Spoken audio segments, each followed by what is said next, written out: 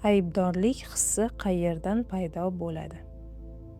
Aybdorlik hissi bu ijtimoiy hissiyot. U insonga bolalikdan singdiriladi, ya'ni siz nimalarga o'rgatilgan bo'lsangiz, shu asosda shakllanadi.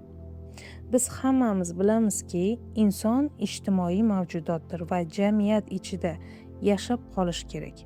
Shuning uchun ham bizda aybdorlik hissi mavjud. Bu hissiyot ma'lum ma'noda bizga yordam beradi, chunki jamiyatda ma'lum qoidalar bor va agar men shu jamiyat tomonidan qabul qilinishni istasam, ma'lum tarzda o'zimni tutishim kerak. Aybdorlik hissi bizga shuni eslatib turadi. Agar miyamiz qaysidir oqibatni xavf sifatida qabul qilsa, u avtomatik ravishda signal yuboradi.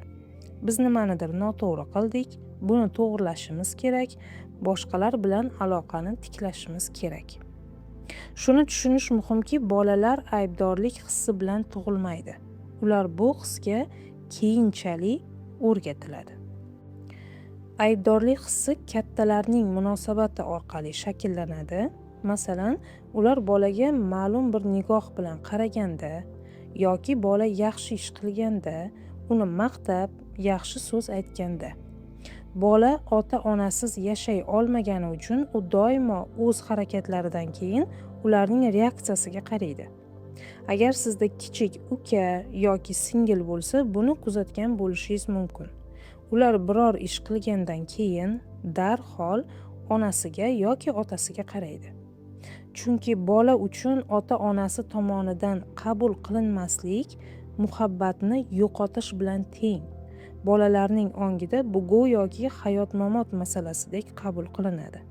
Shu tariqa bolada ichki super-ego shakllanadi.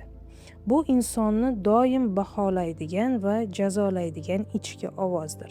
Eng qiziq joyi shundaki, miya haqiqiy xatoni qayta ishlanmagan kutilmalardan ajrata olmaydi. Yana bir bor, miya haqiqiy xatoni ham, boshqa inson kutgandek ish tutmaganingizni ham bir xil qabul qilishi mumkin. Masalan, siz haqiqatdan ham xato qilgan bo'lishingiz mumkin va aybdorlik his qilasiz. Yoki boshqa inson xohlagan ishni qilmagan bo'lishingiz mumkin va yana aybdorlik his qilasiz. Miya uchun bu ikki holatning farqi katta emas. Shuning uchun ko'pchilik farzandlar o'z tanlovini qilganda ota-onasi xohishini emas, o'z xohishini tanlaganda aybdorlik hissini boshdan kechiradi. Siz ham eski hayot ssenariylaridan chiqib ketganingizda aybdorlik his qilishingiz mumkin. Bu ssenariylar do'stlar, ota-onalar yoki hatto o'zingizning avvalgi versiyangiz tomonidan shakllantirilgan bo'lishi mumkin.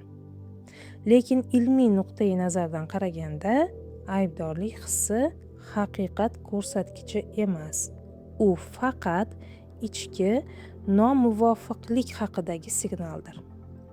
Bu nomuvofiqlik yoki haqiqiy qadriyatlaringiz bilan yoki sizga singdirilgan qoidalar, ota-ona, jamiyat va atrof muhit qoidalari bilan bog'liq bo'lishi mumkin. Shuning uchun vazifa aybdorlik hissidan qutulish emas. Vazifa ushbu aybdorlik hissini keltirib chiqargan ichki nomuvofiqlikni topishdir.